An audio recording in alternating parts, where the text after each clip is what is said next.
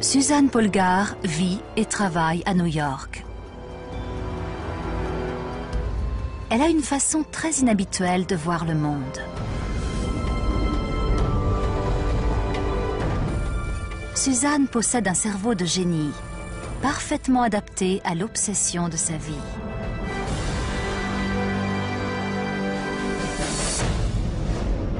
Elle a été la première femme au monde à devenir grand maître aux échecs. Mais elle n'est pas née avec ce cerveau hors du commun. Il a été façonné par une enfance étonnante. Suzanne Polgar est la preuve vivante d'une théorie extraordinaire. Tout enfant peut devenir un génie.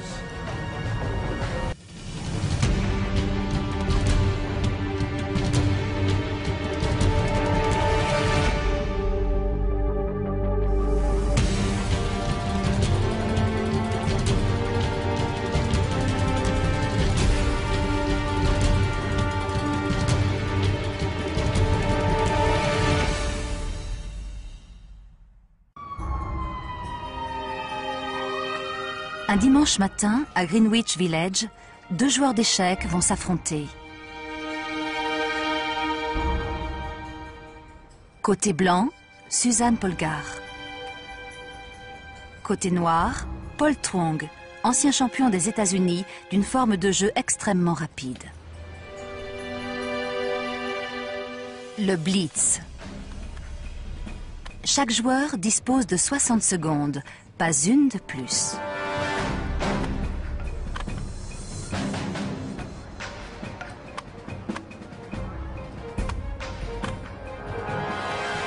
C'est la démonstration ultra rapide du génie des échecs.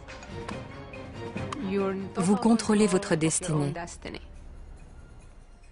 C'est votre cerveau contre celui de l'adversaire. Comprendre le fonctionnement du cerveau de Suzanne peut nous aider à révéler le potentiel d'une autre. À savoir, comment certaines personnes prennent des décisions de vie et de mort plus vite qu'un superordinateur ou font des prouesses de mémoire dans leur profession.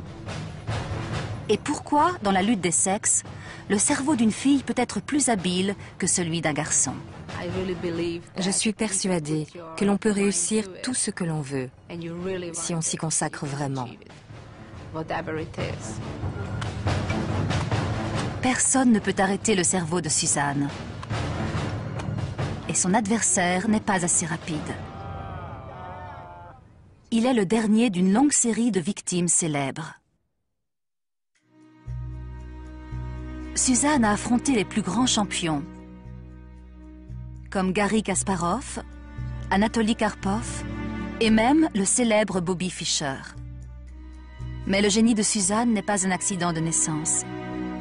Elle a été une enfant de 4 ans comme les autres, dont la vie a été changée par une éducation exceptionnelle.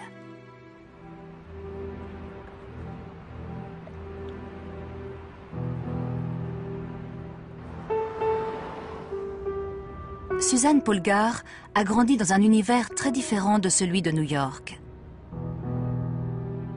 À la fin des années 1960, derrière le rideau de fer, la Hongrie vit encore sous le joug de l'Union soviétique.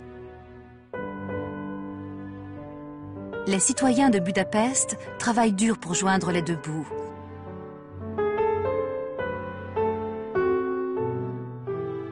La future reine des échecs n'est pas née princesse. Je suis venue au monde dans cette rue et j'y ai vécu jusqu'à l'âge de 10 ans.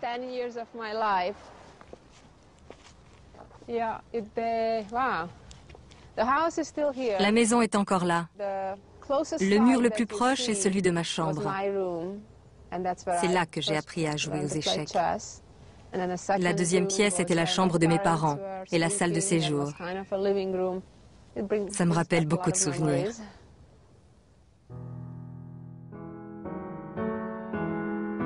Même si leurs conditions de vie à cette époque sont modestes, le père de Suzanne a une vision unique.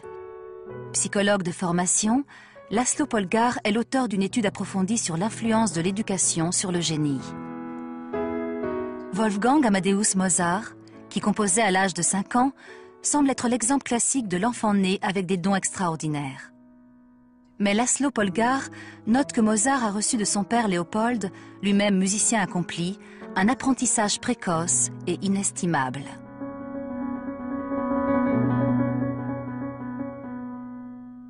Il en conclut qu'une formation spécialisée est plus importante que les dons naturels, et il conçoit un projet étonnant pour vérifier la validité de sa théorie.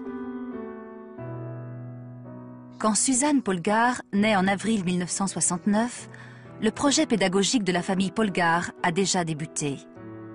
Le père a publié un livre intitulé « Le phénomène Polgár » ou « L'art de former des génies », dans lequel il affirme que le génie n'est pas inné, mais acquis. Il est écrit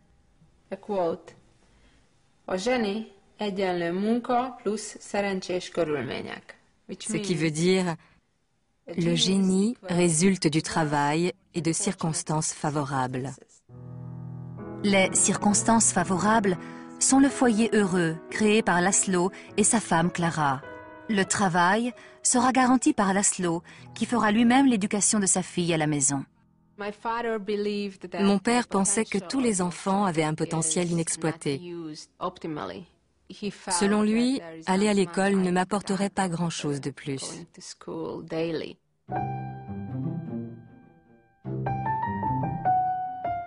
László veut former Suzanne aux mathématiques, mais c'est un heureux hasard qui finit par décider de son avenir. Un jour, en voulant dénicher un nouveau jouet dans un placard, j'ai fait tomber un jeu d'échecs. J'ai demandé ce que c'était à ma mère, qui m'a répondu « C'est un jeu d'échecs, je ne sais pas m'en servir. Mais quand ton père rentrera à la maison ce soir, il sera heureux de t'apprendre. » La famille Polgár ne compte aucun as des échecs, et László est un joueur amateur. Mais il est convaincu de pouvoir faire de sa fille un génie dans n'importe quel domaine, à condition qu'elle y mette de la bonne volonté.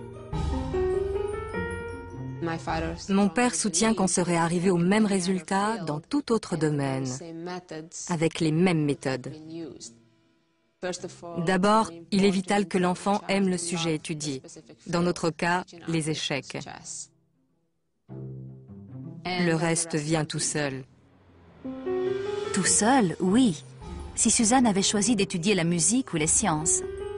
Mais consacrer son enfance aux échecs a rendu la quête du génie bien plus difficile pour une raison et une seule.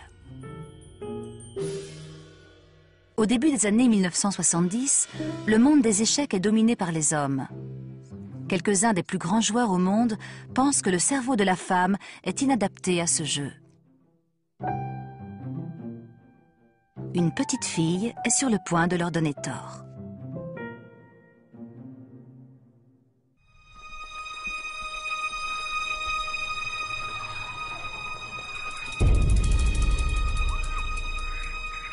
Le parc de Blenheim Palace, dans le comté de l'Oxfordshire. Il abrite l'un des plus grands labyrinthes végétaux au monde. Pour en sortir, il faut un solide sens de l'orientation, éternel sujet de discorde entre hommes et femmes. Comme chacun sait, l'homme ne demande jamais son chemin. Il croit qu'il saura mieux qu'une femme comment aller d'un point A à un point B. Le professeur Peter MacLeod est ici pour savoir si, de temps en temps, les hommes pourraient bien avoir raison.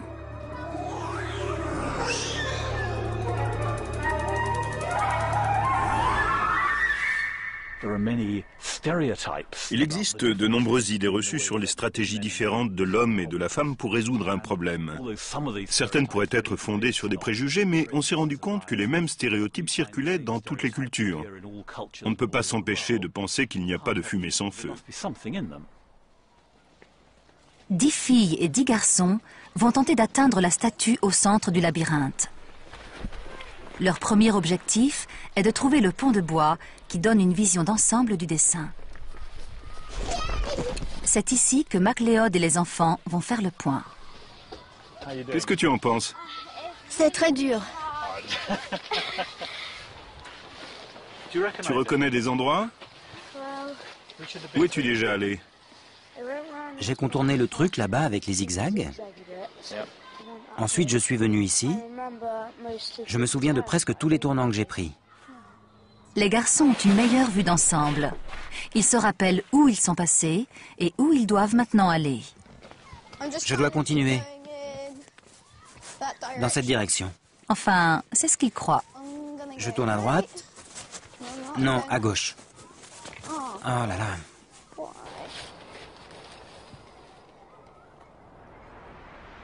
Le cerveau est divisé en deux hémisphères, le gauche et le droit.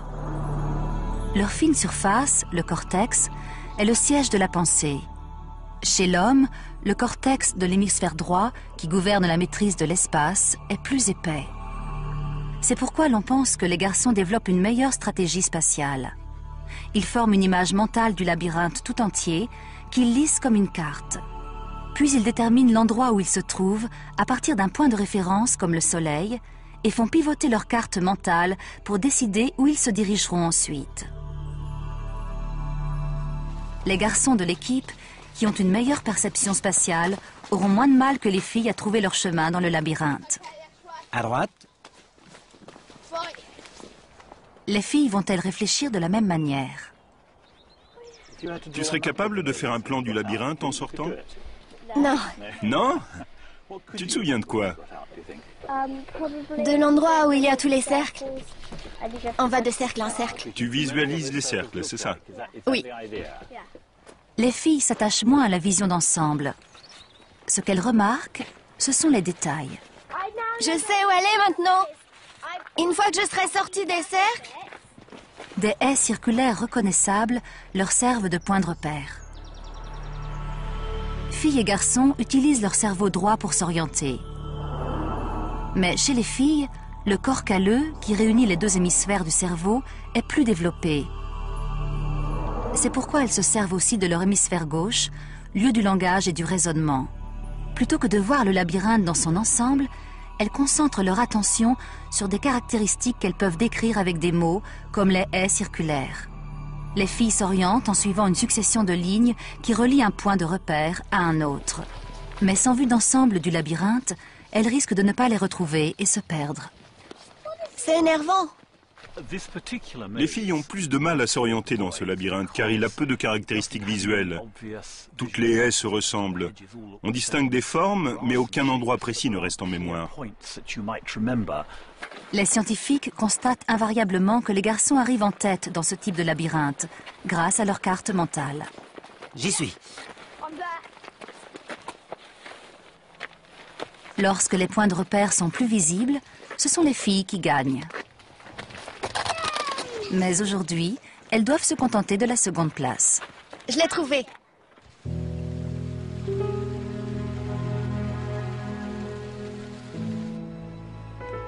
Au début des années 70, il va de soi que les échecs demandent aussi une façon de penser masculine. Pour réussir aux échecs, comme pour sortir d'un labyrinthe, il faut se faire une représentation spatiale de l'échiquier et des pièces. Mais c'était avant Suzanne Polgar. Alors qu'elle n'est encore qu'une petite fille, son père cherche à démontrer que les différences cérébrales entre hommes et femmes n'ont aucune importance. L'homme et la femme n'ont pas le même cerveau. Ils pensent différemment. Je ne le conteste pas. Cela ne veut pas dire que le sexe masculin ou féminin soit supérieur à l'autre. C'est ce qui fait la beauté de la vie. Nous ne sommes pas tous obligés d'agir et de penser de la même manière pour réussir. Tous les chemins mènent à Rome, comme on dit. Quelques mois après lui avoir appris à jouer aux échecs, Laszlo emmène sa fille dans le club le plus prestigieux de Budapest, Voros Meteor. Suzanne va se heurter à l'opposition des hommes à plus d'un titre.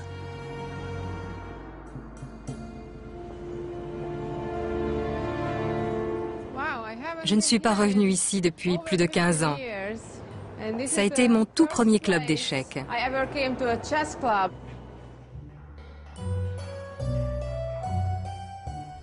La première fois, c'était fin 1973 ou début 1974. Jusqu'ici, rien n'a changé.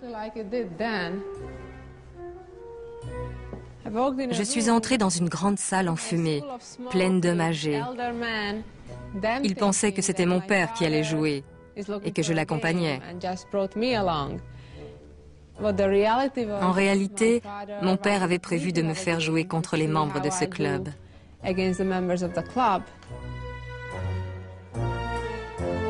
Ces hommes prennent Laszlo pour un fou.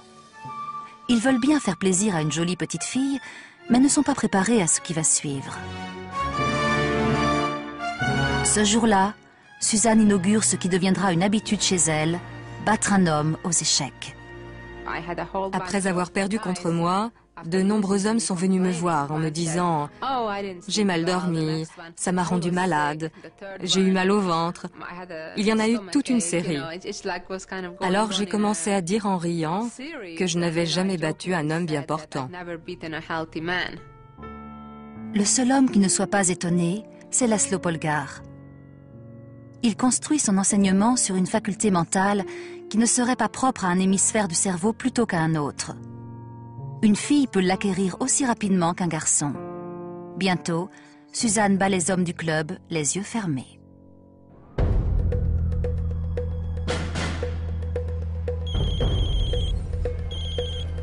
Elle va disputer une partie pas comme les autres.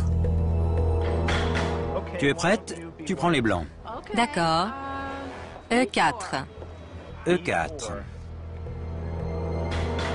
C5. Cavalier en C3. Ed, un ami de Suzanne, a un échiquier posé devant lui comme pour une partie normale. Cavalier en C6. Mais Suzanne n'en a pas besoin. Elle joue dans sa tête. Le seul échiquier dont elle a besoin est dans son imagination. F5. Fais attention. Les amateurs comme Ed ont besoin de l'échiquier pour suivre les mouvements des 32 pièces. Je vais jouer en G5. Suzanne, elle, se sert d'une aptitude fondamentale aux échecs, la mémoire.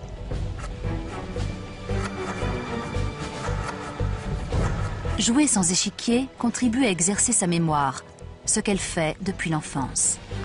Je vais sacrifier mon cavalier. Cavalier prend G5. Tu sacrifies un cavalier. Elle peut disputer jusqu'à 5 parties dans sa tête en même temps. Pion prend G5. Fou prend G5. Tour en E8. La tour prend F3. Cavalier en E5. Tour en G3. Roi en F8. La reine se fait menaçante. Cavalier en G4. Reine en H8. Échec. C'est fini. Roi en E7. Échec et mat. Suzanne, t'as une drôle de façon de dire bonjour. Ce qu'accomplit Suzanne aux échecs est un exploit. Elle ne devrait même pas en être capable. Une tâche continue comme une partie d'échecs est contrôlée par une fonction mentale appelée mémoire de travail, située dans la zone préfrontale du cerveau. Les cellules nerveuses, ou neurones, stockent les informations en envoyant des signaux électriques qui se transmettent d'une cellule à l'autre et forment un immense réseau. Mais ces connexions meurent en quelques secondes, rendant notre mémoire de travail limitée. Imaginez un bloc-notes temporaire qui ne pourrait stocker que 7 éléments. C'est ce que la plupart des personnes peuvent se rappeler.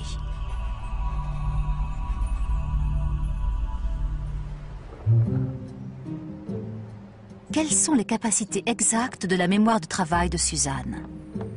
Thompson Street, dans l'un des nombreux clubs d'échecs en terrasse de cette célèbre rue de New York, Suzanne a bien voulu se prêter à un petit test de mémoire.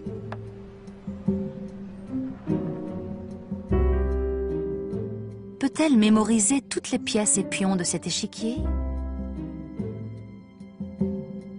Il y a 28 éléments d'information.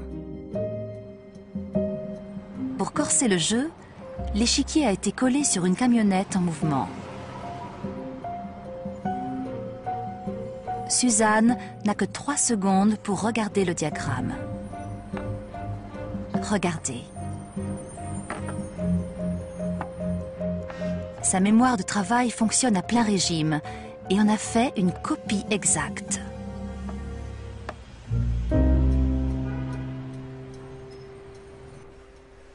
Pour expliquer cette prouesse, un scientifique s'est déplacé dans un endroit inhabituel. Les clients de ce restaurant londonien ne savent pas que leur table est sous surveillance. Il procède dans le sens inverse des aiguilles d'une montre. Le psychologue Anders Ericsson a consacré 30 ans à l'étude de la mémoire exceptionnelle de personnes qui ne sont pas tous de grands joueurs d'échecs. Nous nous intéressons de plus en plus aux performances de la vie quotidienne, aux gens capables de prouesses extraordinaires. Il s'attend à une performance pleine de bravoure de la part du serveur espagnol Vicente Sancho. Je crois que j'ai une bonne mémoire. J'ai hérité de celle de ma grand-mère.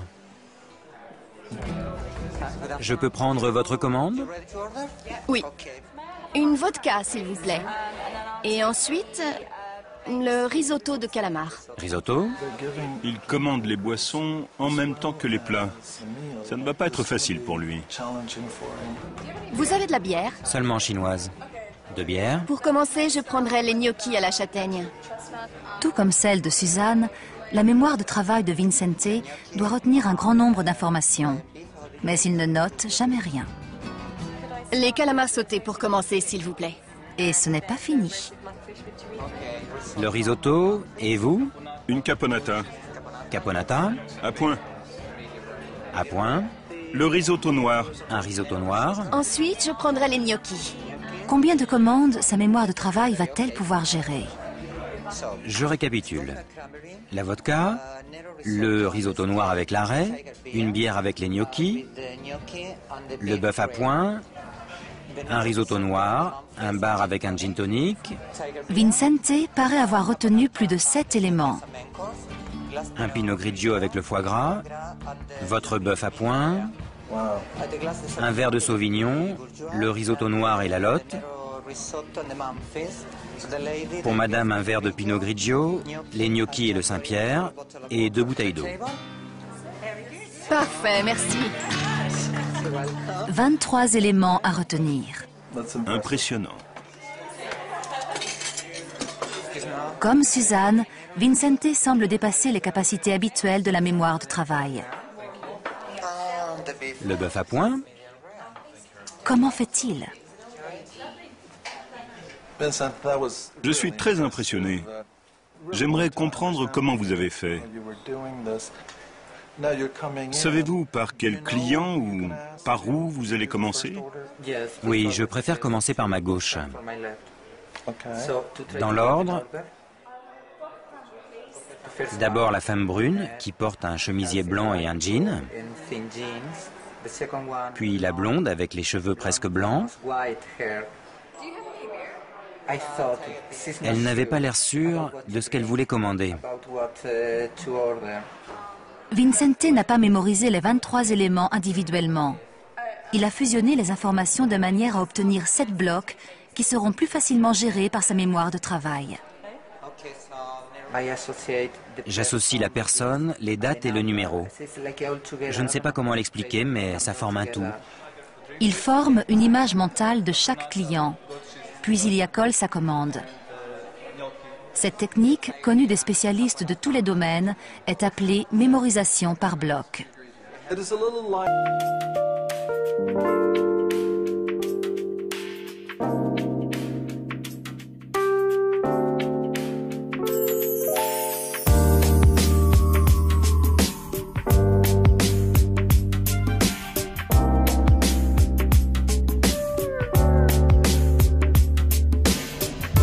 C'est comme avec les numéros de téléphone. L'un des plus faciles que j'ai eu était le 492 1 492.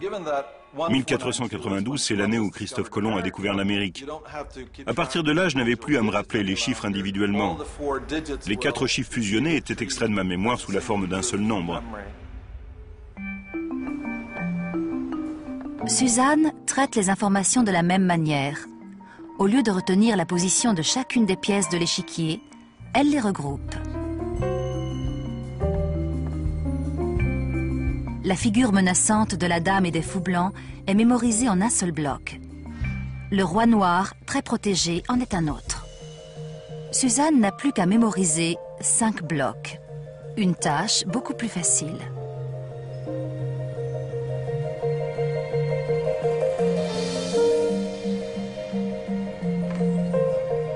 Sans cette technique, sa mémoire ne serait pas meilleure que la vôtre. En voici la preuve. Sur l'échiquier collé de l'autre côté de la camionnette, les pièces ont été disposées au hasard par quelqu'un qui ne connaît rien aux échecs. Cette fois, il n'y a aucun bloc reconnaissable. Suzanne doit mémoriser 24 pièces individuellement. Et elle n'y arrive pas. Toutes les pièces étaient disposées au hasard. C'est beaucoup plus difficile à retenir, surtout en si peu de temps. Comment Suzanne reconnaît-elle les figures d'échecs? Pour elle, ce sont de vieilles amies, implantées dans son cerveau pendant son enfance.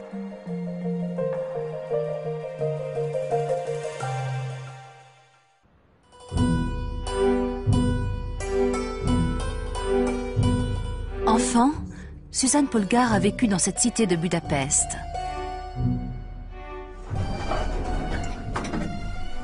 On y est presque. Le minuscule appartement familial est une usine de production où le cerveau de Suzanne est façonné pour les échecs. Les locataires actuels ne savent pas qu'un génie a formé ses premiers souvenirs entre ces murs. Rien n'a changé. Le téléphone était là. Quand on a enfin eu notre premier téléphone, on l'a posé là. Et ici, c'était le salon. C'est ici que Suzanne a fourni le plus gros effort de sa vie, jusqu'à 6 heures par jour.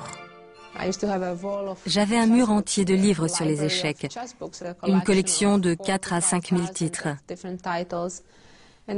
J'avais même un catalogue de 200 000 parties qu'on avait découpées à la main dans divers magazines spécialisés et journaux, et triés par ouverture et par joueur.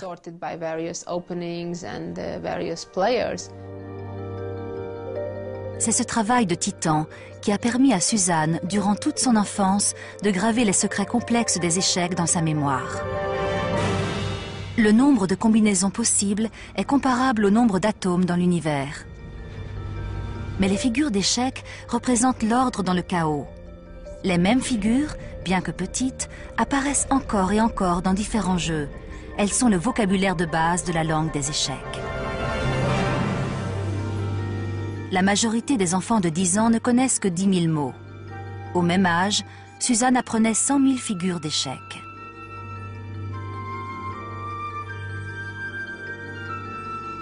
Ce processus va transformer la physiologie de son cerveau. Lorsqu'elle est constamment répétée, l'information passe de la mémoire de travail à la mémoire à long terme. La mémoire de travail ne conserve les éléments que pendant quelques secondes. Au-delà, les connexions électriques meurent et c'est l'oubli. Dans la mémoire à long terme, la répétition des courants électriques stimule les neurones et entraîne la formation de nouvelles connexions permanentes. L'information mémorisée est maintenant inscrite dans le cerveau, où elle sera conservée toute la vie.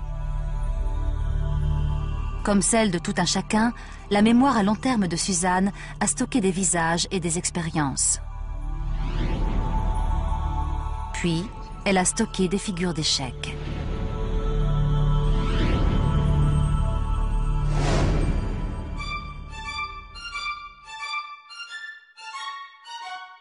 Au début des années 1980, l'usine Polgar augmente son rendement. Les 2 sœurs cadettes de Suzanne, Sophia et Judith, entrent dans la course au génie. En quelques années à peine, la famille est prête à prendre d'assaut le monde des échecs. À 15 ans, Suzanne est classée meilleure joueuse féminine au monde. Au New York Open de 1985, elle fait sensation en battant pour la première fois un grand maître. En 1989, Judith remporte à 12 ans 8 tournois d'affilée. À 14 ans, Sofia anéantit 4 grands maîtres avec l'un des meilleurs scores de tous les temps. En les voyant assises devant l'échiquier, j'ai tout de suite senti qu'elles n'étaient pas comme les autres joueuses. Aujourd'hui encore, Suzanne impressionne. Comme ses sœurs, elle paraît jouer un nouveau coup aussi facilement qu'elle respire. On dirait qu'il y a une liaison directe entre leur cerveau et le doigt qui déplace la pièce.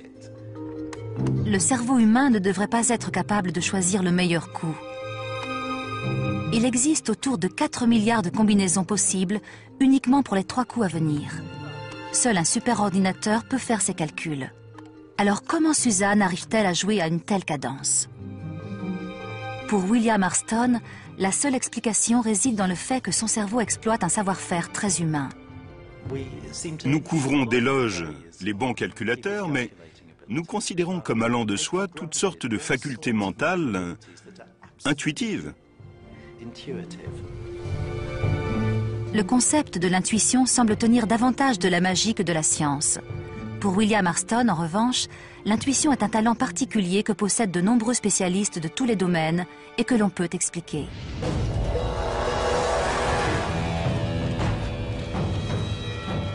William Marston est psychologue de formation et ancien champion d'échecs du Royaume-Uni. Finalement, ce n'est pas si difficile. Mais aujourd'hui, il repart de zéro comme apprenti pompier.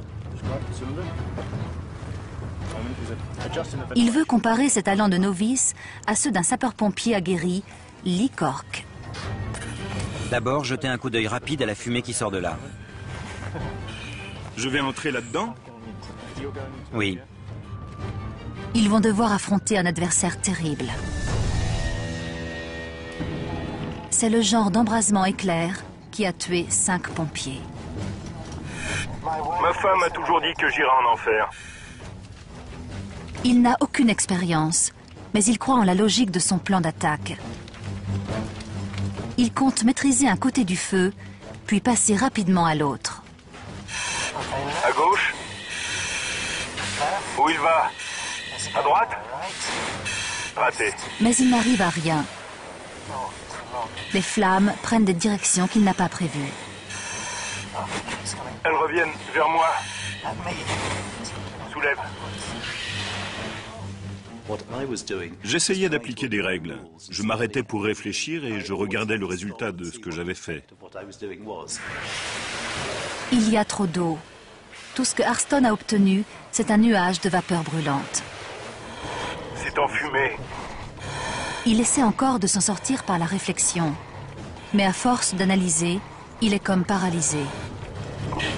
On n'a plus aucune visibilité. Restez accroupi. William Marston a appris à ses dépens comment trop de réflexion pouvait tuer l'action. Le pompier Lee Cork lui en fait la démonstration. Il faut refroidir le foyer.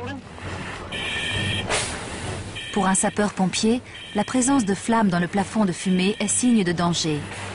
Il réagit instantanément en refroidissant les flammes, sans avoir besoin de réfléchir. Quand on a fait quelque chose un certain nombre de fois, on n'a même plus besoin de réfléchir à la façon de le faire. Plus important encore, on devine ce que sera le résultat de cette action et on se prépare au coup suivant. L'intuition serait donc un savoir-faire acquis.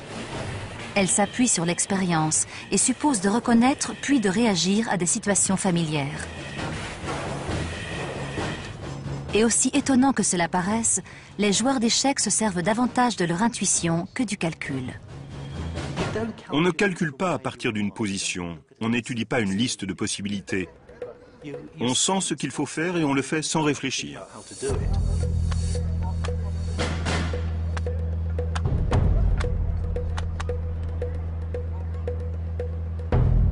Un amateur perd un temps précieux à étudier différentes possibilités. Un grand maître joue le meilleur coup sans réfléchir. Je dois faire confiance à mon instinct, mon intuition. C'est de la reconnaissance de forme, si vous voulez. Pour chaque coup, je me demande que me dicte mon instinct. Quel est le meilleur coup? Il faut deviner intelligemment, en se basant sur des parties d'échecs et des expériences passées.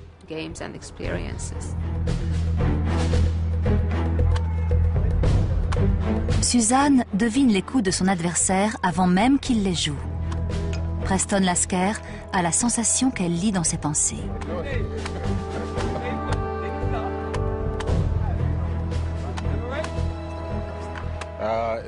C'était hallucinant. J'avais l'impression de jouer contre Michael Jordan. Elle fonctionne surtout par la reconnaissance de forme. Elle n'a pas besoin de réfléchir autant que moi. Chez elle, c'est instinctif. C'est ce talent qui distingue les champions des autres. Suzanne est si douée qu'une zone de son cerveau pourrait être dédiée à la reconnaissance de forme. Grâce aux techniques modernes d'imagerie médicale, on va pouvoir l'identifier. Mais il y a un problème. Le cerveau est si complexe que trouver une structure donnée est une tâche quasi impossible. Sauf en cas de dysfonctionnement de l'activité cérébrale qui met parfois les scientifiques sur la bonne voie.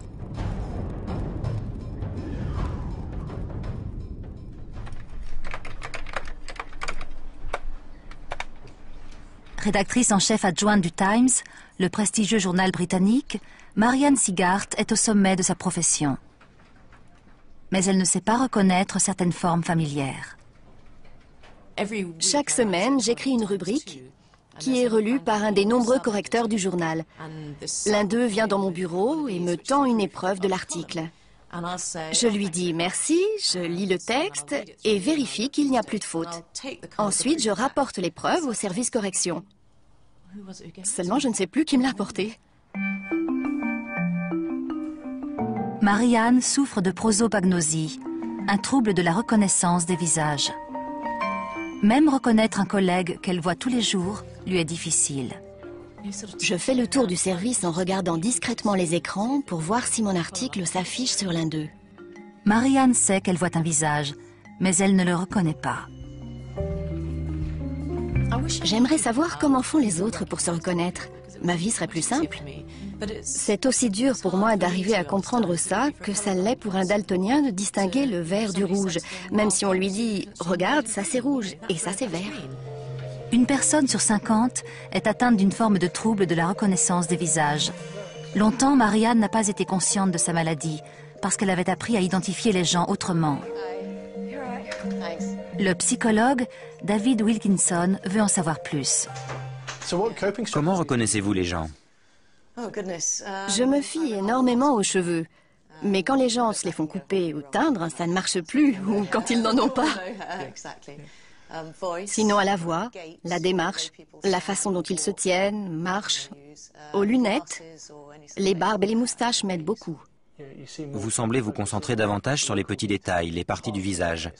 C'est une autre stratégie. Oui, je fais ça pour compenser le fait que je ne reconnais pas le visage. Je me dis, il doit bien y avoir sur ce visage un détail à retenir. Par exemple, j'ai remarqué que vous aviez une bosse sur le nez. Ça m'aidera peut-être à vous reconnaître la prochaine fois.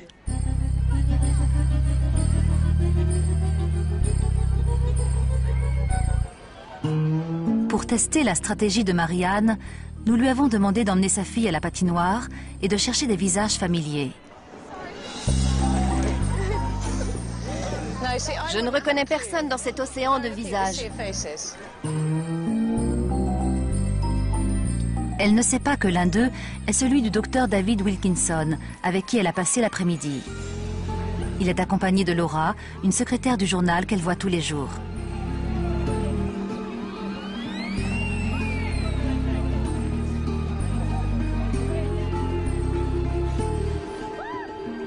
De loin, elle ne remarque aucun détail qui pourrait l'aider.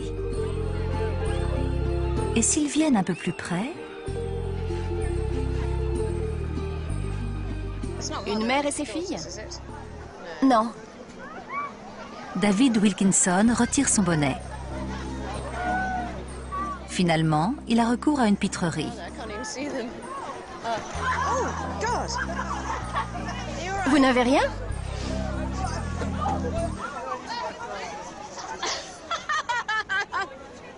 Ce n'est pas vrai. Je te présente David, avec qui j'ai passé l'après-midi. Ravi de vous connaître. Et voici Evie. Je me demandais si vous alliez me reconnaître. Le plus drôle, c'est que je venais juste d'en parler. Qui est-ce? Ce n'est pas Laura? Ce n'est que quand tu as avancé ton visage que j'ai vu la bosse sur ton nez. Les IRM du cerveau de personnes comme Marianne font apparaître des lésions sur la zone qui contrôle la perception des visages. L'aire fusiforme des visages est localisé à l'arrière de la tête. C'est dans cette zone que sont traitées les premières informations perçues par les yeux. Un cerveau sain analyse les proportions des yeux, du nez et de la bouche. Ensuite, il compare ce visage à tous les visages familiers stockés dans sa mémoire à long terme.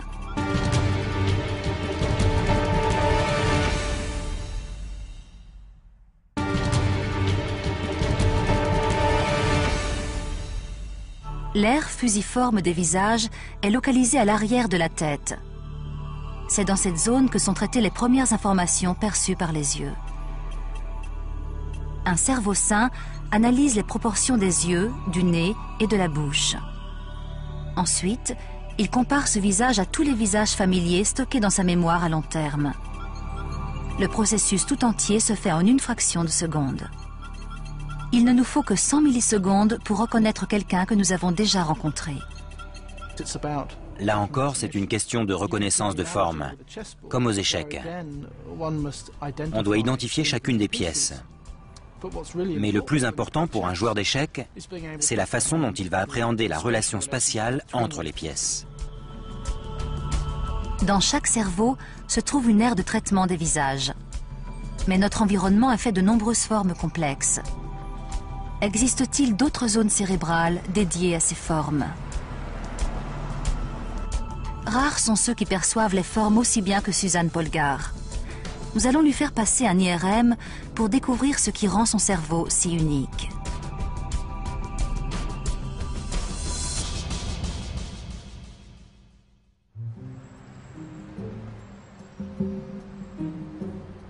Suzanne va enfin savoir en quoi son cerveau est parfaitement adapté aux échecs.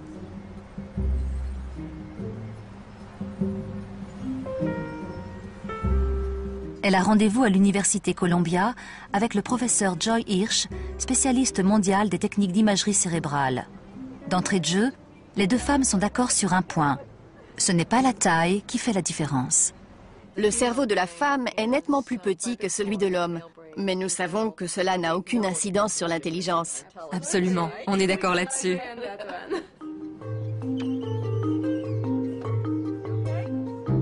Joy Hirsch va scanner le cerveau de Suzanne par IRM ou imagerie par résonance magnétique.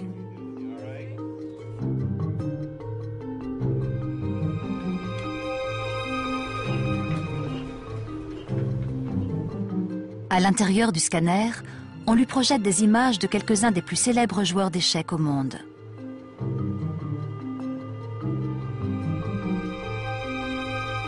Jusqu'ici, son cerveau réagit comme prévu.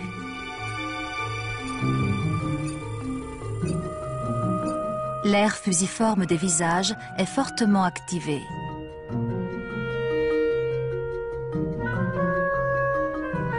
Le cerveau de Suzanne possède-t-il une autre aire dédiée aux figures d'échecs? Maintenant, elle voit des diagrammes qui représentent des parties qu'elle a elle-même disputées, pour certaines durant son enfance à Budapest. On lui demande de considérer chaque diagramme comme une partie en cours et de prévoir son prochain coup.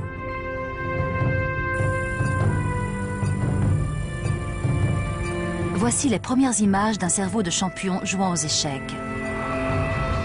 Leur comparaison avec les images de reconnaissance des visages conduit à une découverte étonnante. Ceci est la partie inférieure de votre cerveau, découpée en 4 tranches. Et ici, vous voyez l'aire fusiforme des visages. Suzanne se sert de la même zone pour les visages et les échecs. Chez vous, On ne peut pas différencier la zone des visages de celle des échecs. C'est la même. Le cerveau de Suzanne s'est approprié l'aire fusiforme des visages et l'a adapté aux échecs. Ce ne sont pas de nouveaux visages, mais des figures d'échecs qu'elle compare à l'immense bibliothèque de combinaisons inscrites dans sa mémoire à long terme. Suzanne reconnaît une combinaison familière en 8/10 de seconde, soit presque aussi rapidement que le visage d'un vieil ami.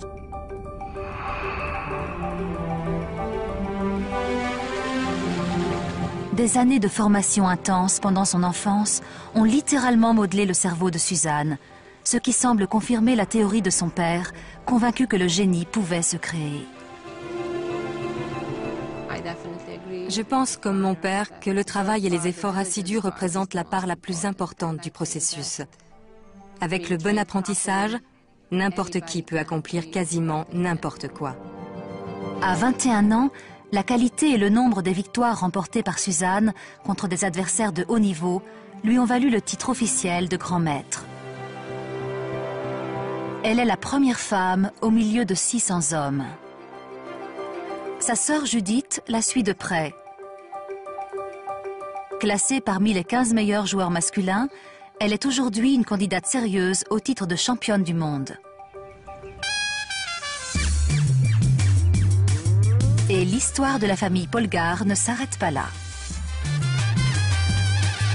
Cette station touristique de Floride est le cadre inattendu du championnat des États-Unis catégorie enfants. Inspirées par les sœurs Polgar, de petites filles se mesurent maintenant aux garçons à égalité. Suzanne est captivée par une partie décisive entre deux enfants de 7 ans. Yash Pershad se bat pour le titre contre le fils de Suzanne, Tommy. C'est un battant et il est habitué aux longues parties. Je croise les doigts pour que ça se termine bien. Liam, 6 ans, sera le suivant. Suzanne se tient discrètement à distance et se familiarise avec une nouvelle forme de trac, celui d'une maman. J'ai gagné. Je suis premier. Il a bien joué presque jusqu'à la fin. Ensuite, il a fait plein d'erreurs. Il s'est mis en position d'être échec et mat en un coup. Et maintenant, je suis champion des États-Unis. Le champion national avec 6,5 points est Tommy Polgar. S'ils veulent devenir grands maîtres, Tommy et Liam n'auront pas à aller bien loin pour trouver le meilleur apprentissage qui soit. Mais ils devront travailler dur. Demain, nous allons nous amuser à Disney World. Après le tournoi, nous ferons une analyse détaillée des parties pour voir où il y a eu des erreurs et comment y remédier. Ces deux-là sont-ils eux aussi de futurs génies ?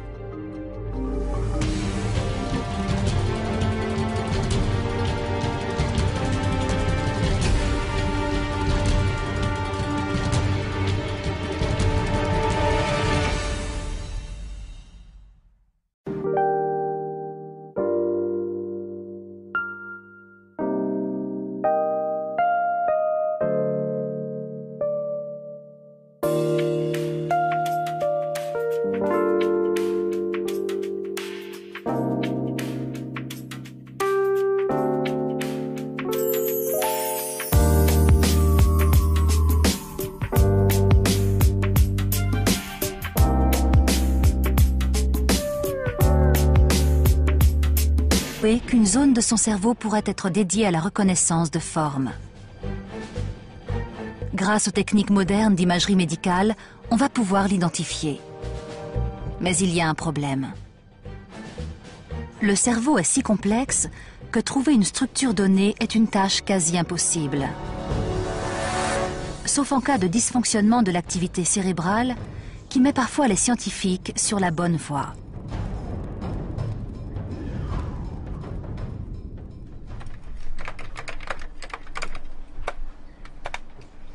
Rédactrice en chef adjointe du Times, le prestigieux journal britannique, Marianne Sigart est au sommet de sa profession.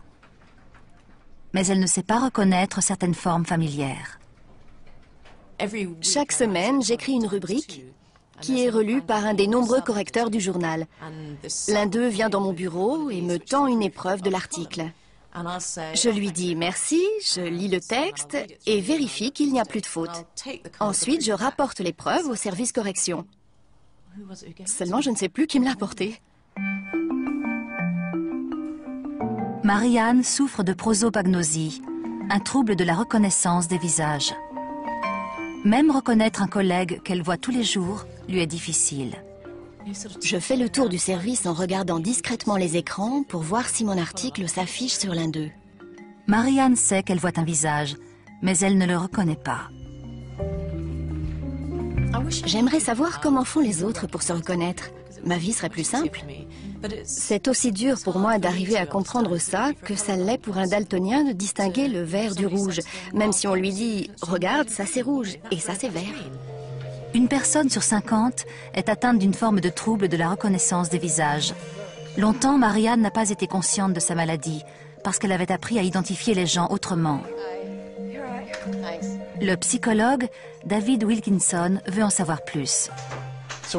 Comment reconnaissez-vous les gens? Je me fie énormément aux cheveux. Mais quand les gens se les font couper ou teindre, ça ne marche plus, ou quand ils n'en ont pas.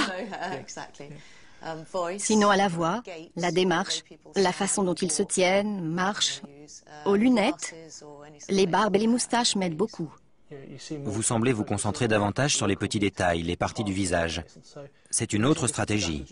Oui, je fais ça pour compenser le fait que je ne reconnais pas le visage. Je me dis, il doit bien y avoir sur ce visage un détail à retenir. Par exemple, j'ai remarqué que vous aviez une bosse sur le nez. Ça m'aidera peut-être à vous reconnaître la prochaine fois.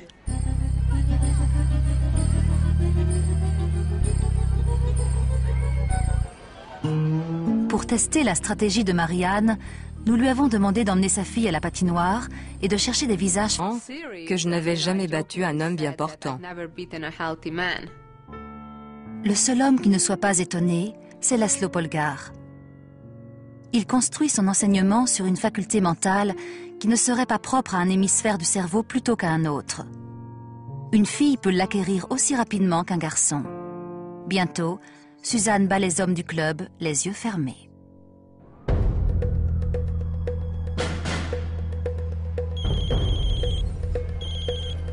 Elle va disputer une partie pas comme les autres.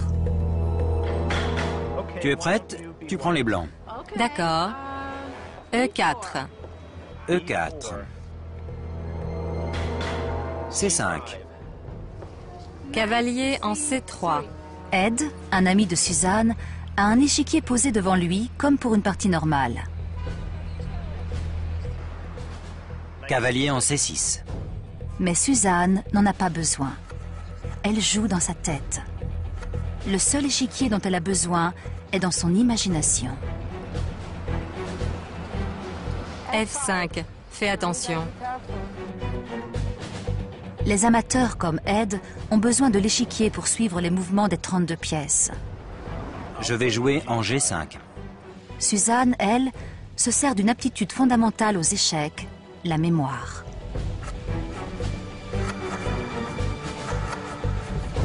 Jouer sans échiquier contribue à exercer sa mémoire, ce qu'elle fait depuis l'enfance. Je vais sacrifier mon cavalier. Cavalier prend G5. Tu sacrifies un cavalier. Elle peut disputer jusqu'à 5 parties dans sa tête en même temps. Pion prend G5. Fou prend G5. Tour en E8. La tour prend F3. Cavalier en E5. Tour en G3. Roi en F8. La reine se fait menaçante. Cavalier en G4. Reine en H8. Échec. C'est fini. Roi en E7. Échec et mat. Suzanne, t'as une drôle de façon de dire bonjour. Ce qu'accomplit Suzanne aux échecs est un exploit. Elle ne devrait même pas en être capable. Une tâche continue comme une partie d'échecs est contrôlée par une fonction mentale appelée mémoire de travail, située dans la zone préfrontale du cerveau. Les cellules nerveuses, ou neurones, stockent les informations en envoyant des signaux électriques qui se transmettent d'une cellule à l'autre et forment un immense réseau.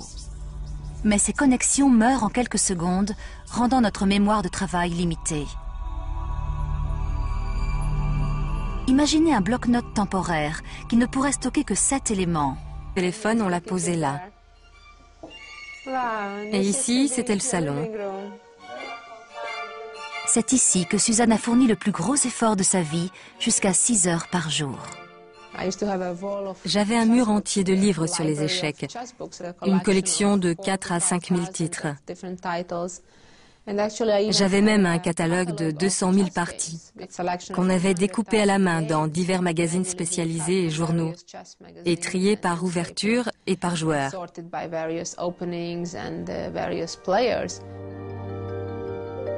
C'est ce travail de titan qui a permis à Suzanne, durant toute son enfance, de graver les secrets complexes des échecs dans sa mémoire. Le nombre de combinaisons possibles est comparable au nombre d'atomes dans l'univers. Mais les figures d'échecs représentent l'ordre dans le chaos. Les mêmes figures, bien que petites, apparaissent encore et encore dans différents jeux. Elles sont le vocabulaire de base de la langue des échecs. La majorité des enfants de 10 ans ne connaissent que 10 000 mots. Au même âge, Suzanne apprenait 100 000 figures d'échecs.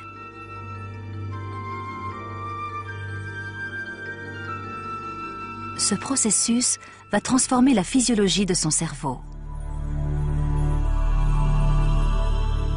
Lorsqu'elle est constamment répétée, l'information passe de la mémoire de travail à la mémoire à long terme. La mémoire de travail ne conserve les éléments que pendant quelques secondes. Au-delà, les connexions électriques meurent et c'est l'oubli. Dans la mémoire à long terme, la répétition des courants électriques stimule les neurones et entraîne la formation de nouvelles connexions permanentes. L'information mémorisée est maintenant inscrite dans le cerveau, où elle sera conservée toute la vie. Comme celle de tout un chacun, la mémoire à long terme de Suzanne a stocké des visages et des expériences. Puis, elle a stocké des figures d'échecs.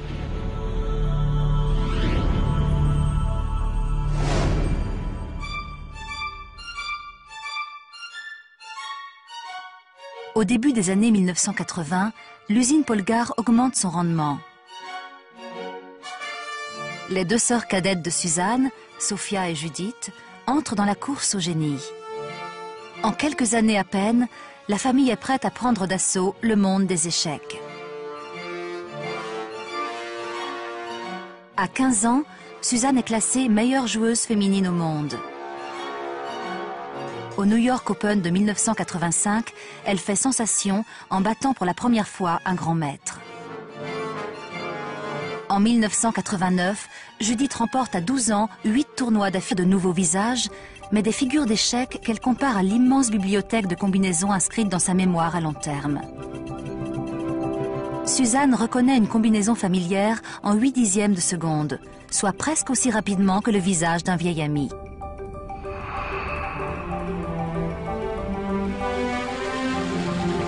Des années de formation intense pendant son enfance ont littéralement modelé le cerveau de Suzanne, ce qui semble confirmer la théorie de son père, convaincu que le génie pouvait se créer. Je pense, comme mon père, que le travail et les efforts assidus représentent la part la plus importante du processus.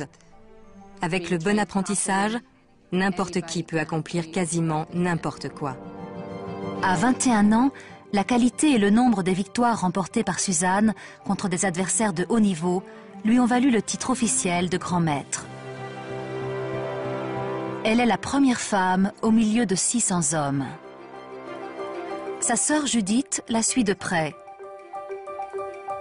Classée parmi les 15 meilleurs joueurs masculins, elle est aujourd'hui une candidate sérieuse au titre de championne du monde. Et l'histoire de la famille Polgar ne s'arrête pas là. Cette station touristique de Floride est le cadre inattendu du championnat des États-Unis catégorie enfants. Inspirées par les sœurs Polgar, de petites filles se mesurent maintenant aux garçons à égalité. Suzanne est captivée par une partie décisive entre 2 enfants de 7 ans.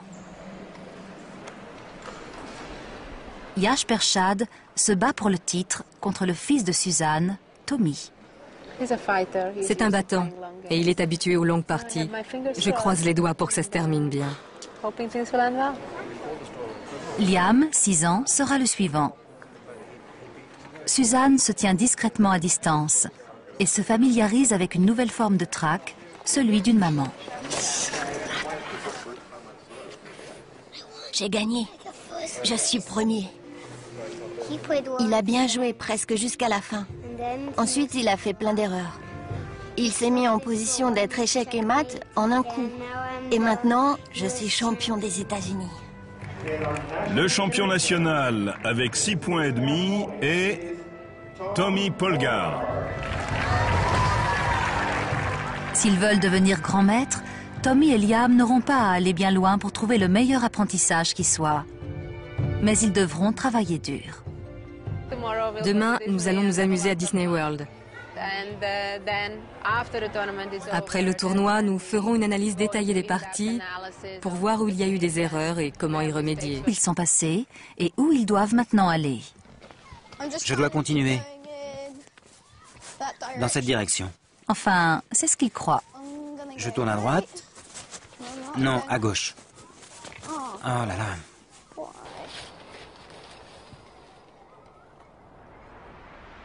Le cerveau est divisé en 2 hémisphères, le gauche et le droit. Leur fine surface, le cortex, est le siège de la pensée. Chez l'homme, le cortex de l'hémisphère droit, qui gouverne la maîtrise de l'espace, est plus épais. C'est pourquoi l'on pense que les garçons développent une meilleure stratégie spatiale. Ils forment une image mentale du labyrinthe tout entier, qu'ils lisent comme une carte. Puis ils déterminent l'endroit où ils se trouvent à partir d'un point de référence comme le soleil et font pivoter leur carte mentale pour décider où ils se dirigeront ensuite. Les garçons de l'équipe, qui ont une meilleure perception spatiale, auront moins de mal que les filles à trouver leur chemin dans le labyrinthe. À droite. Les filles vont-elles réfléchir de la même manière? Tu serais capable de faire un plan du labyrinthe en sortant? Non. Non? Tu te souviens de quoi? De l'endroit où il y a tous les cercles. On va de cercle en cercle. Tu visualises les cercles, c'est ça? Oui. Les filles s'attachent moins à la vision d'ensemble. Ce qu'elles remarquent, ce sont les détails. Je sais où elle est maintenant. Une fois que je serai sortie des cercles... Des haies circulaires reconnaissables leur servent de point de repère. Filles et garçons utilisent leur cerveau droit pour s'orienter. Mais chez les filles, le corps calleux, qui réunit les 2 hémisphères du cerveau, est plus développé. C'est pourquoi elles se servent aussi de leur hémisphère gauche, lieu du langage et du raisonnement. Plutôt que de voir le labyrinthe dans son ensemble, elles concentrent leur attention sur des caractéristiques qu'elles peuvent décrire avec des mots, comme les haies circulaires. Les filles s'orientent en suivant une succession de lignes qui relient un point de repère à un autre. Mais sans vue d'ensemble du labyrinthe, elles risquent de ne pas les retrouver et se perdre. C'est énervant. Les filles ont plus de mal à s'orienter dans ce labyrinthe car il a peu de caractéristiques visuelles. Toutes les haies se ressemblent. On distingue des formes, mais aucun endroit précis ne reste en mémoire. Les scientifiques constatent invariablement que les garçons arrivent en tête dans ce type de labyrinthe, grâce à leur carte mentale. J'y suis. Lorsque les points de repère sont plus visibles, ce sont les filles qui gagnent. Mais aujourd'hui, elles doivent se contenter de la seconde place. Je l'ai trouvé. C'est votre cerveau contre celui de l'adversaire. Comprendre le fonctionnement du cerveau de Suzanne peut nous aider à révéler le potentiel d'une autre. À savoir, comment certaines personnes prennent des décisions de vie et de mort plus vite qu'un superordinateur ou font des prouesses de mémoire dans leur profession. Et pourquoi, dans la lutte des sexes, le cerveau d'une fille peut être plus habile que celui d'un garçon. Je suis persuadée que l'on peut réussir tout ce que l'on veut, si on s'y consacre vraiment. Personne ne peut arrêter le cerveau de Suzanne. Et son adversaire n'est pas assez rapide. Il est le dernier d'une longue série de victimes célèbres. Suzanne a affronté les plus grands champions, comme Garry Kasparov, Anatoly Karpov et même le célèbre Bobby Fischer. Mais le génie de Suzanne n'est pas un accident de naissance. Elle a été une enfant de 4 ans comme les autres, dont la vie a été changée par une éducation exceptionnelle.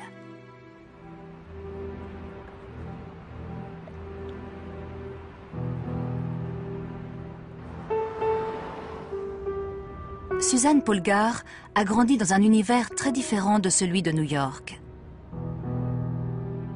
À la fin des années 1960, derrière le rideau de fer, la Hongrie vit encore sous le joug de l'Union soviétique. Les citoyens de Budapest travaillent dur pour joindre les deux bouts.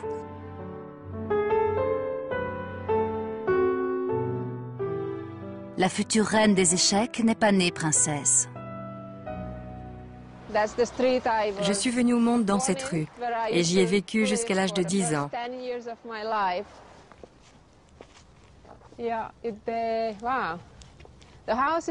La maison est encore là. Le mur le plus proche est celui de ma chambre. C'est là que j'ai appris à jouer aux échecs. La deuxième pièce était la chambre de mes parents et la salle de séjour. Ça me rappelle beaucoup de souvenirs.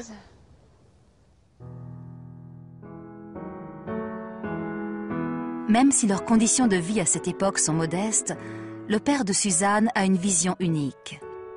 Psychologue de formation, László Polgár est l'auteur d'une étude approfondie sur l'influence de l'éducation sur le génie. Wolfgang Amadeus Mozart, qui composait à l'âge de 5 ans, semble être l'exemple classique de l'enfant né avec des dons extraordinaires. Mais László Polgár note que Mozart a reçu de son père Léopold, lui-même musicien accompli, un apprentissage précoce et il faut se faire une représentation spatiale de l'échiquier et des pièces. Mais c'était avant Suzanne Polgár. Alors qu'elle n'est encore qu'une petite fille, son père cherche à démontrer que les différences cérébrales entre hommes et femmes n'ont aucune importance. L'homme et la femme n'ont pas le même cerveau. Ils pensent différemment. Je ne le conteste pas. Cela ne veut pas dire que le sexe masculin ou féminin soit supérieur à l'autre. C'est ce qui fait la beauté de la vie. Nous ne sommes pas tous obligés d'agir et de penser de la même manière pour réussir. Tous les chemins mènent à Rome, comme on dit. Quelques mois après lui avoir appris à jouer aux échecs, László emmène sa fille dans le club le plus prestigieux de Budapest, Vörös Meteor. Suzanne va se heurter à l'opposition des hommes à plus d'un titre.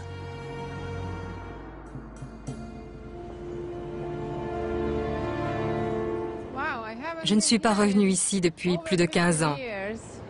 Ça a été mon tout premier club d'échecs.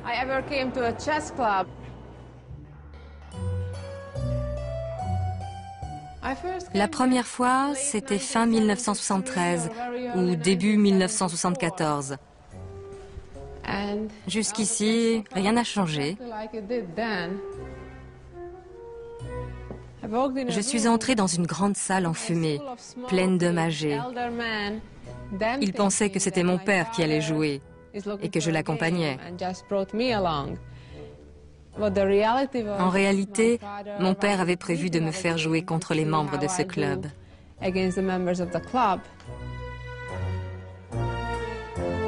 Ces hommes prennent László pour un fou. Ils veulent bien faire plaisir à une jolie petite fille, mais ne sont pas préparés à ce qui va suivre. Ce jour-là, Suzanne inaugure ce qui deviendra une habitude chez elle, battre un homme aux échecs. Après avoir perdu contre moi, de nombreux hommes sont venus me voir en me disant « J'ai mal dormi, ça m'a rendu malade, j'ai eu mal au ventre ». Il y en a eu toute une série. Alors j'ai commencé à dire en riant que je n'avais jamais battu un homme bien portant. Le seul homme qui ne soit pas étonné, c'est László Polgár. Il construit son enseignement sur une faculté mentale qui ne serait pas propre à un hémisphère du cerveau plutôt qu'à un autre. Une fille peut l'acquérir aussi rapidement qu'un garçon. Bientôt, Suzanne bat les hommes du club, les yeux fermés.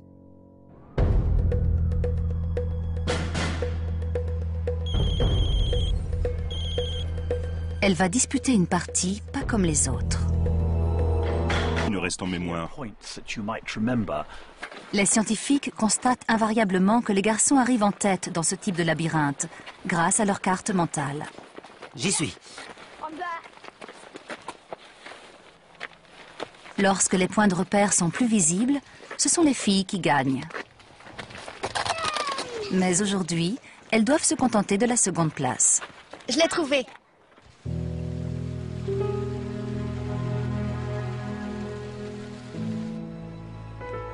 Au début des années 70, il va de soi que les échecs demandent aussi une façon de penser masculine.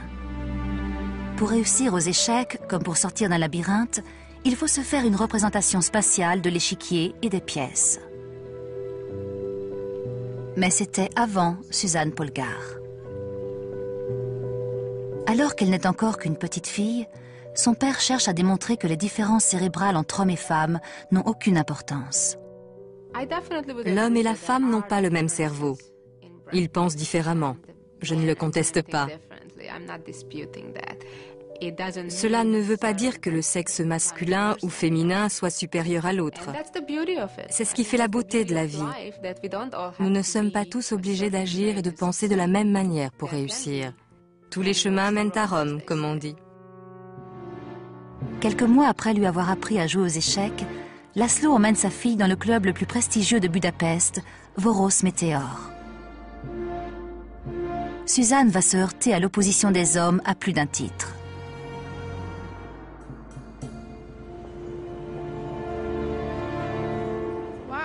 Je ne suis pas revenue ici depuis plus de 15 ans. Ça a été mon tout premier club d'échecs.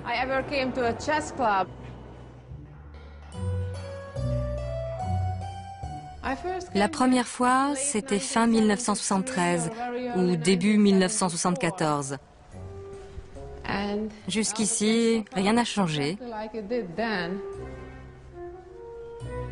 Je suis entrée dans une grande salle enfumée, pleine d'hommes âgés.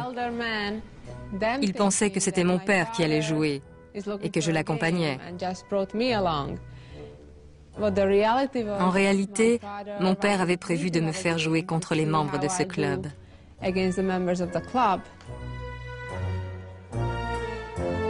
Ces hommes prennent Laszlo pour un fou. Ils veulent bien faire plaisir à une jolie petite fille, mais ne sont pas préparés à ce qui va suivre. Ce jour-là, Suzanne inaugure ce qui deviendra une habitude chez elle, battre un homme aux échecs. Après avoir perdu contre moi, de nombreux hommes sont venus me voir en me disant « J'ai mal dormi, ça m'a rendu malade ». Grâce aux techniques modernes d'imagerie médicale, on va pouvoir l'identifier. Mais il y a un problème. Le cerveau est si complexe que trouver une structure donnée est une tâche quasi impossible. Sauf en cas de dysfonctionnement de l'activité cérébrale qui met parfois les scientifiques sur la bonne voie.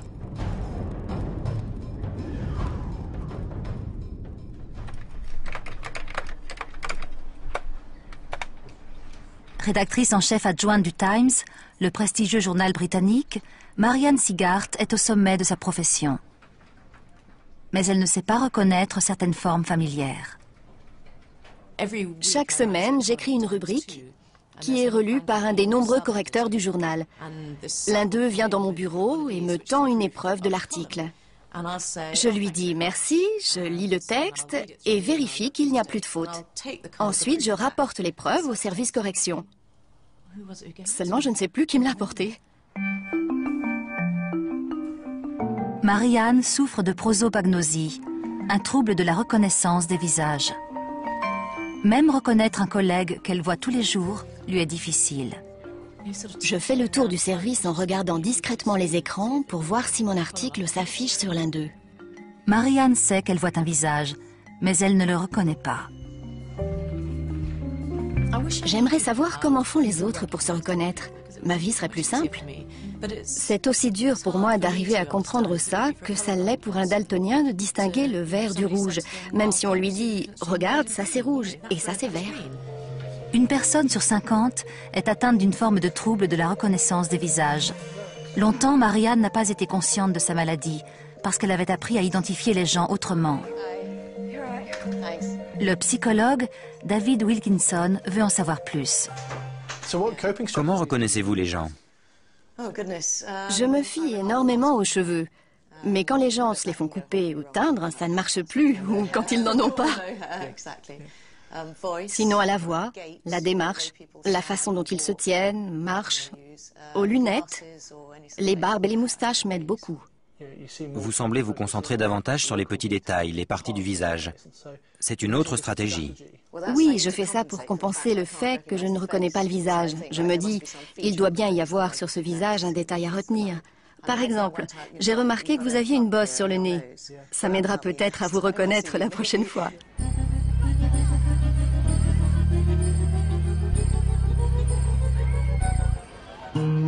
Pour tester la stratégie de Marianne, nous lui avons demandé d'emmener sa fille à la patinoire et de chercher des visages familiers.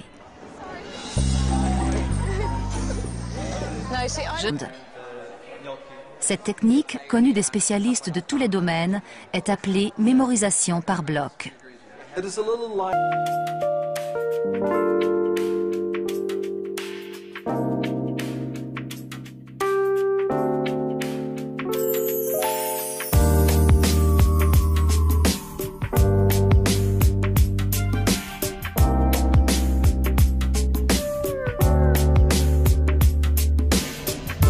C'est comme avec les numéros de téléphone. L'un des plus faciles que j'ai eu était le 492 1 492.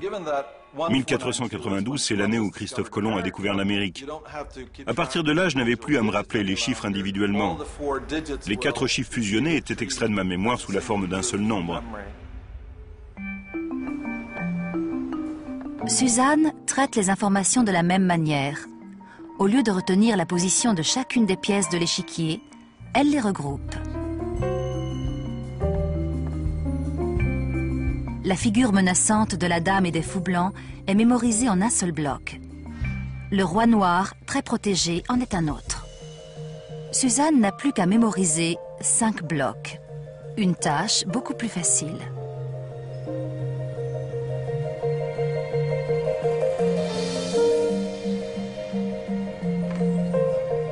Sans cette technique, sa mémoire ne serait pas meilleure que la vôtre.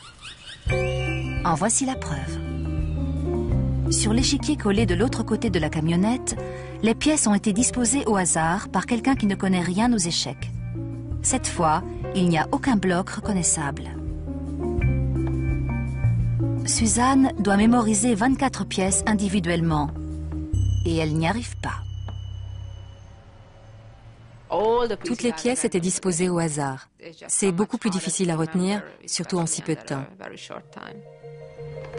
Comment Suzanne reconnaît-elle les figures d'échecs? Pour elle, ce sont de vieilles amies, implantées dans son cerveau pendant son enfance.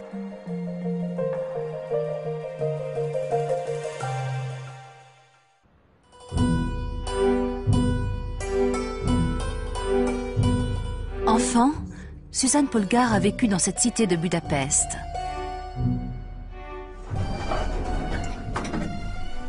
On y est presque. Le minuscule appartement familial est une usine de production où le cerveau de Suzanne est façonné pour les échecs. Les locataires actuels ne savent pas qu'un génie a formé ses premiers souvenirs entre ces murs. Rien n'a changé. Le téléphone était là. Quand on a enfin eu notre premier téléphone, on l'a posé là.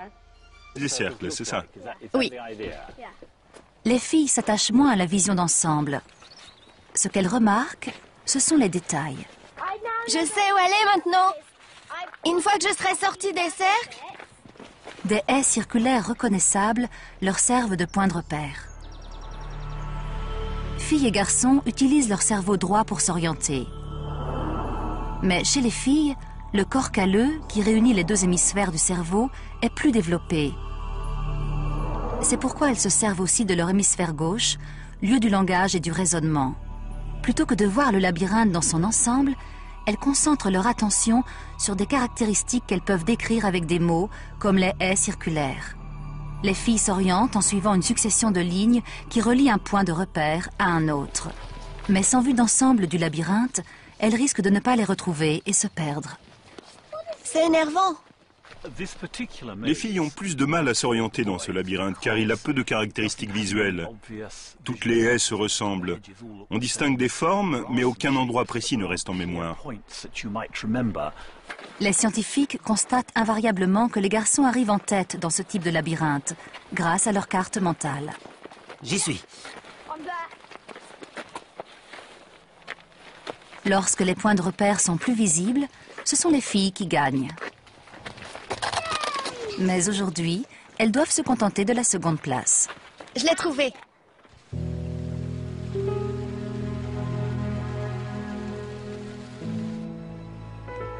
Au début des années 70, il va de soi que les échecs demandent aussi une façon de penser masculine. Pour réussir aux échecs, comme pour sortir d'un labyrinthe, il faut se faire une représentation spatiale de l'échiquier et des pièces. Mais c'était avant Suzanne Polgar. Alors qu'elle n'est encore qu'une petite fille, son père cherche à démontrer que les différences cérébrales entre hommes et femmes n'ont aucune importance. L'homme et la femme n'ont pas le même cerveau. Ils pensent différemment. Je ne le conteste pas. Cela ne veut pas dire que le sexe masculin ou féminin soit supérieur à l'autre. C'est ce qui fait la beauté de la vie. Nous ne sommes pas tous obligés d'agir et de penser de la même manière pour réussir. Tous les chemins mènent à Rome, comme on dit. Quelques mois après lui avoir appris à jouer aux échecs, Laszlo emmène sa fille dans le club le plus prestigieux de Budapest, Voros Meteor. Suzanne va se heurter à l'opposition des hommes à plus d'un titre.